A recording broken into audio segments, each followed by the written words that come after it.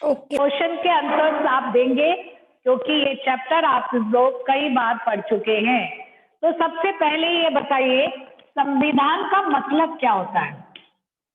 संविधान से आप क्या समझते हैं? क्या है संविधान? बोलो। मैम, संविधान एक ऐसा नियम है जो एक लोकतांत्रिक शासन को चलाने में सहायता करता है, क्योंकि इसमें हमारे मौलिक अधिकार और ये सब हैं, और एक लोकतंत्र के लिए संविधान जरूरी है। एक का नियम थोड़ी होगा, इसमें तो बहुत सारे नियम हैं। मैम बहुत सारे मैम एक नियम, किताब है, मैम एक किताब ये है। संविधान एक किताब है, नियम और मैम ये एक लिखित दस्तावेज है। हाँ, इसके लिए सही शब्द होगा लिखित दस्तावेज। लिखित दस्तावेज ये एक लिखित दस्तावेज होता है जिसमें नियम और जो नियम है हमारे, किस प्रकार से हमारी सरकार कार्य करेगी, सरकार की शक्तियों का, सरकार की सीमाओं का इसमें उल्लेख होता है। साथ में मौलिक अधिकार, नागरिकों के क्या कर्तव्य है, क्या अधिकार है, उन सब का उल्लेख इस संविधान में किया जाता है। ठीक है ना, इतना आपको मालूम है। संविधान में चेंजेस नहीं होते, चेंज करना थोड़ा सा कठिन होता है। हमारे यहाँ पर सरकार, क्योंकि लोकतांत्रिक देश है, लोकतांत्रिक देश में संविधान का होना अनिवार्य होता है। ठीक, ये एक लोकतंत्र की विशेषता होती है। हमने 9th में भी पढ़ा था कि जो संविधान, ऐसा भी हो सकता है कि जहां राजतंत्र है वहां पे भी संविधान हो, ठीक है, लेकिन राजतंत्र में कंपलसरी नहीं होता। लेकिन जब लोकतांत्रिक सरकार होती है, ठीक है, लोकतांत्रिक जब सरकार होती है तो वहां संविधान का होना कंपलसरी होता है, क्योंकि सरकार जो है लोकतंत्र में जनता के द्वारा चुनी जाती है, और वो एक बार चुनने के बाद ऐसा तो निश्चित नहीं हो जाता कि हर वक्त वो कार्य करेगी, तो हर 5 साल बाद बदलती है। तो हर सरकार, जो भी सरकार का गठन करता है, वो इस संविधान के अनुसार ही कार्य करता है, क्योंकि स्पष्ट रूप से बताया गया है कि सरकार का निर्माण कैसे होगा, सरकार के क्या अधिकार होंगे, नागरिकों के क्या कर्तव्य होंगे, नागरिकों के क्या मौलिक अधिकार होंगे, ये सब आपने पढ़ा था। ठीक है, अब मुझे बताइए संविधान निर्माण जो था, हमारा भारत आजाद हुआ, स्वतंत्र हुआ, कब स्वतंत्र हुआ बच्चों? 15 अगस्त 1947। 15 अगस्त 1947। हाँ, 47 में। ठीक है, जब 1947 में हमारा देश आजाद हुआ तो हमें एक संविधान की आवश्यकता पड़ी, जिसके अंतर्गत सरकार एक लोकतांत्रिक सरकार देश की स्थापना कर सके। आपने इसके बाद इसके पढ़ा होगा कि इसका जो उद्देश्य है ना, उद्देशिका पढ़ा है संविधान की उद्देशिका? यस मैम, मैं भारत एक संपूर्ण और ये वाली, हाँ, संपूर्ण और निरपेक्ष राज्य, जिसे कहते हैं देश होगा। हाँ, कॉन्स्टिट्यूशन प्रैम्बल। क्या हमारे मतलब वो जो हमारे स्टार्टिंग का जो पेज है उसमें ही सारी चीजें लिख दी गई हैं कि भारत एक लोकतांत्रिक यानी गणतांत्रिक देश होगा, बंधुत्व, स्वतंत्रता, इन सब का धर्मनिरपेक्ष होगा। ठीक है ना, तो इस तरीके से जो है उद्देशिका या प्रैम्बल लिखा हुआ है। अगर हम पूरा ना पढ़े तो उसके अंतर्गत हम जान जाते हैं कि हमारे संविधान के अंदर क्या है। ठीक है, तो उसके बाद हमारे यहाँ पर इस संविधान में सरकार के नियमों के बारे में, उनकी क्या शक्तियां हैं, जिस प्रकार से हमारे यहाँ पर सरकारें बटी हुई हैं, राज्य सरकारें, केंद्र सरकारें, है ना, हमारे यहाँ पर संघवाद है, शक्तियों का विभाजन किया गया है ना, केंद्र, फिर उसके बाद राज्य, फिर इसके बाद स्थानीय सरकार। तो हमारे संविधान में स्पष्ट लिखा हुआ है कि हमारे यहाँ पे जो शासन पद्धति होगी वो कैसी होगी? संघीय। कैसी होगी? संघीय होगी। ठीक है ना। और संघीय शासन व्यवस्था होने के कारण ही यहाँ पर हमारे संविधान में इन तीनों दोनों केंद्र सरकार और राज्य सरकार में कोई विवाद ना हो, इस बात को सोचकर जिन्होंने हमारा संविधान निर्माण किया उन्होंने इस बात को पहले ही सोच लिया था। इसलिए इन्होंने केंद्र सरकार और राज्य सरकार दोनों की शक्तियां, उनके अधिकार क्षेत्र क्या है, संविधान में स्पष्ट रूप से लिख दिए। वहां पर संविधान में 3 सूचियां बनाई गई। केंद्र सूची, याद आया तो? राज्य सूची, यस मैम। राज्य सूची और समवर्ती सूची। समवर्ती सूची। ये किस लिए किया गया? ताकि कोई भी विवाद ना हो, केंद्र और राज्यों के बीच में विवाद ना हो। केंद्र सूची में पूरी तरीके से केंद्र सरकार के क्या अधिकार है, वो क्या कार्य कर सकती है, उसकी क्या सीमाएं, वो स्पष्ट रूप से उसके अधिकार क्षेत्र लिखे गए।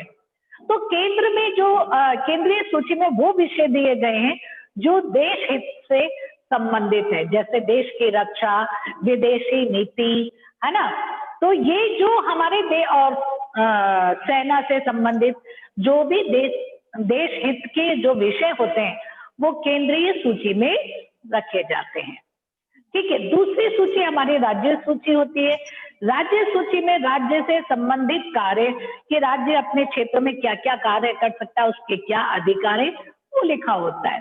समवर्ती में वो विषय डाले जाते हैं जिसमें केंद्र सरकार और राज्य सरकार दोनों मिलकर कार्य कर सकती हैं। लेकिन अगर कभी विवाद वाली स्थिति आती है तो केंद्र सरकार की बात को स्पष्ट माना जाता है। ठीक है, 1 मिनट बेटा। हाँ,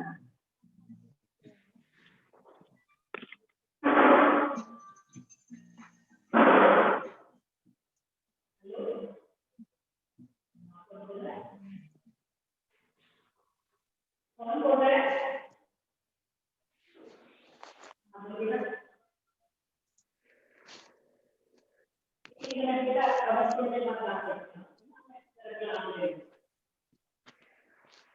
ठीक है। तो इस तरीके से केंद्र सरकार और राज्य सरकारों के बीच, केंद्र सरकार और राज्य सरकारों के बीच कोई विवाद ना हो जाए, इस बात को ध्यान में रखते हुए हमारे संविधान में ऐसी व्यवस्था की गई है कि हम उनकी शक्तियों के क्षेत्र को बांटा गया है। ठीक है, क्लियर हो गया?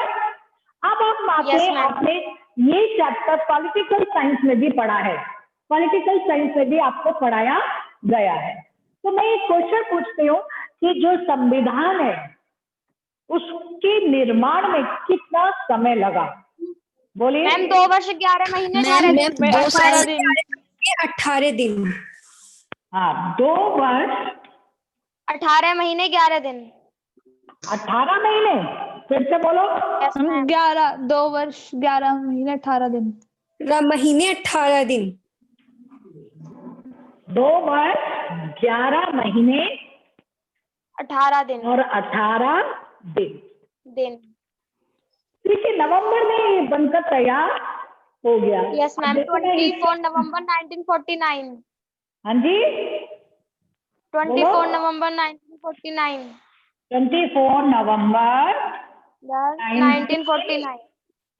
49। अब वही मैंने जो आपको हिस्ट्री में क्वेश्चन बोला था पढ़ाते हुए महात्मा गांधी के बारे में, कि हमने लेकिन 24 नवंबर, 24 दिसंबर और 24 जनवरी यानी पूरे 2 महीने इंतजार किया हमने, तब जाके 26 जनवरी को इसको लागू किया। क्यों किया?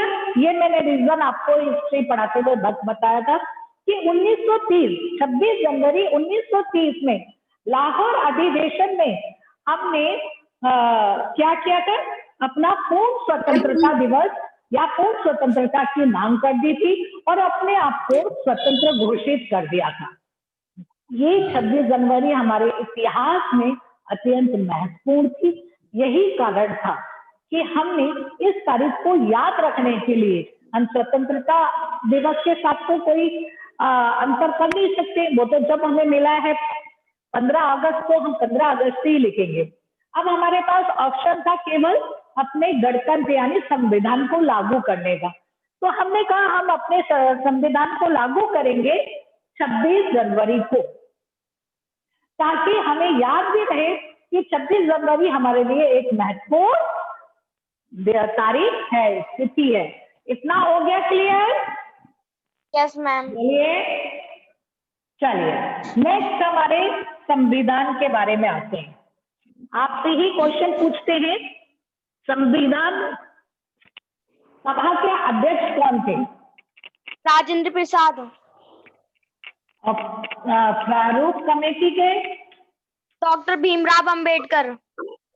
कई बार बच्चे क्या करते हैं, कंफ्यूजन में हर जगह भीमराव अंबेडकर लिख देते, है ना। संविधान सभा यानी जिन सारे लोग थे सबको मिलाया गया, बिठाया गया, उसमें कहा गया कि संविधान का निर्माण किया जाएगा। तो उस सभा के जो अध्यक्ष थे, है ना, वो थे राजेंद्र प्रसाद। Yes ma'am. ठीक, उसके बाद एक कमेटी बनाई गई, प्रारूप प्रारूप समिति। ठीक है, जिसके अध्यक्ष भीमराव अंबेडकर।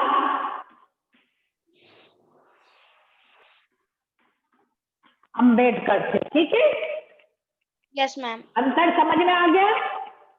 यस कई मैम। सदस्यों की मिलकर सभा बनी, उसे संविधान सभा कहा गया। उसको उसके जो अध्यक्ष थे वो राजेंद्र प्रसाद कहे गए। दूसरे जो थे वो थे राजेंद्र प्रसाद ने की सहमति से, सबकी सहमति से फिर एक प्रारूप कमेटी बनाई गई, जिसका कार्य था संविधान बनाने का, उसका निर्माण करने का। उसके अध्यक्ष बने भीमराव अंबेडकर। ठीक है, इतना क्लियर हो गया बच्चों? Yes ma'am. Yes ma'am. और बताइए संविधान के बारे में।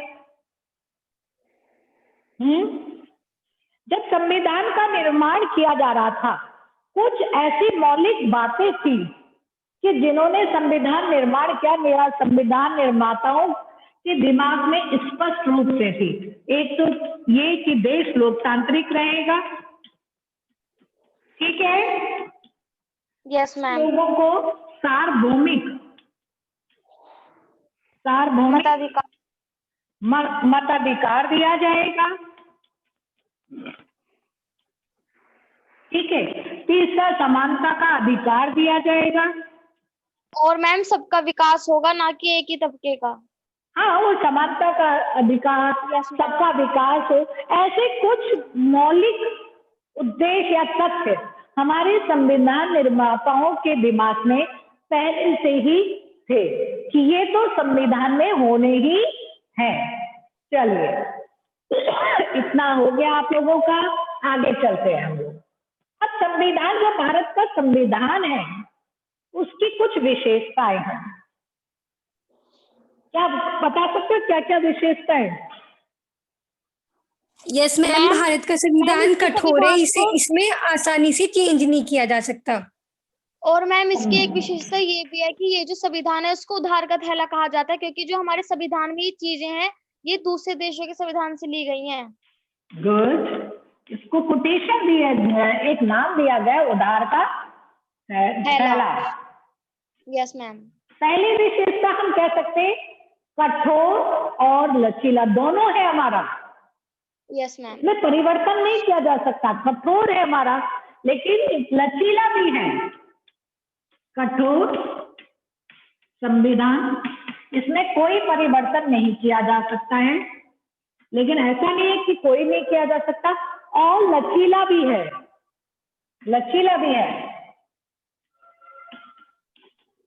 अगर इसमें हमें कोई अमेंडमेंट करना है तो उसका नियम भी है, क्योंकि ये जो हमारा संविधान बना 1949 में बना और आज की स्थिति में बहुत बड़ा अंतर आ गया। कई ऐसी चीजें जो उस टाइम नहीं थी लेकिन आज हैं, तो उनसे भी तो संबंधित हमें नियम और चीजें बनानी है। तो कई बातें ऐसी होती है जो समय के साथ परिवर्तित हो जाती हैं। तो ऐसा हम कहें कि कोई भी संविधान ऐसा हो जिसमें कोई परिवर्तन ना हो, तो वो संविधान हो ही नहीं सकता है। संविधान में कठोरता हो सकती है कि आसानी से हर कोई ना बदल सके, लेकिन उसमें लचीलापन भी होना आवश्यक है। अब हमारे संविधान में जो अमेंडमेंट किया जाता है उसका क्या प्रोसेस है बताइए। पॉलिटिकल साइंस पढ़ रहे हैं, कैसे चेंजेस किए जा सकते हैं? मैम मैम जब पहले लोकसभा केंद्र पहले सरकार और राज्य सरकार दोनों से, तो पहले केंद्र सरकार में वो पारित होगा जो भी संशोधन उन्हें कराना है, फिर उसके बाद राज्यसभा, और यदि इन दोनों की मंजूरी के बाद ये पारित हो जाता है तो फिर राष्ट्रपति के पास सिग्नेचर के लिए जाएगा, देन उसके बाद वो संशोधन हो सकता है। इसमें परिवर्तन के लिए केंद्र सरकार, यस मैम। राज्य सरकार और विधानसभाओं सबकी सहमति होनी है। किसी एक भी स्तर के कहने से संविधान में परिवर्तन नहीं कर हो सकता है। क्लियर? हमें दोनों स्तर जो हमारे केंद्र सरकार और राज्य सरकार हैं, इन दोनों की सहमति होना आवश्यक है, तभी हमारे संविधान में परिवर्तन हो सकता है। तो कठोर भी हो गया, लचीला भी हो गया।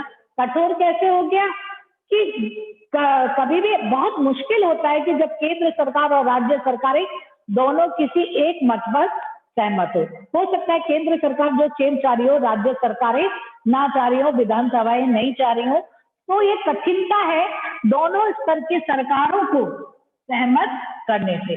लेकिन जब सहमति हो जाती है तो परिवर्तन हो जाता है। समझ में आ गया?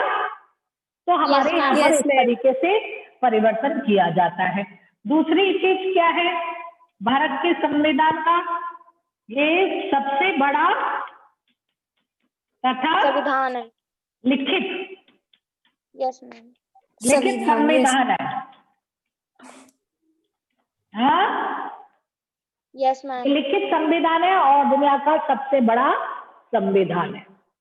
तीसरी विशेषता इसमें बहुत हमारे जो संविधान निर्माता हैं उन्होंने कोई ऊपरी ही ऐसे तौर पे नहीं बना दिया, काफी स्टडी की, दुनिया के बहुत सारे संविधानों को पढ़ा और उनसे जो अच्छी अच्छी बातें थी उन्हें अडॉप्ट कर लिया और अपने संविधान में डाला।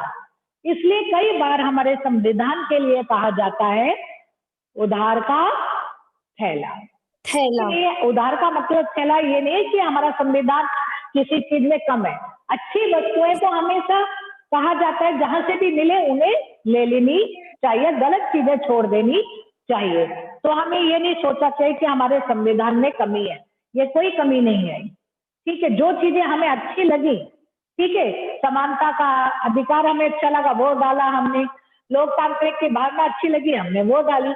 तो हमारे संविधान निर्माताओं ने पहले विभिन्न देशों के, आयरिश है, इंग्लैंड है, अमेरिका है, इन सबके संविधानों की पहले स्टडी की और उनमें से जो अच्छी अच्छी बातें थी उन्होंने उसे एडॉप्ट कर लिया। क्लियर? इतना समझ में आ गया? यस बोलिए। यस चलिए मैम। अब हम चलते हैं, इतना हो गया। अब मैं आपसे कुछ क्वेश्चन पूछती हूँ जो अब तक हमने पढ़ाए, जो अब तक हमने पढ़ाया, मैंने पढ़ाया या आपने पढ़ा। ठीक है, चलिए।